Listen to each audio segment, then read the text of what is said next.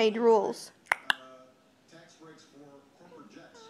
My attitude is if you got a corporate jet, you can probably afford to pay full freight. Now get a special break for it. When it comes to corporate taxes, Governor Romney is saying in a revenue-neutral way, close loopholes, deductions, create an identifiable Where you going?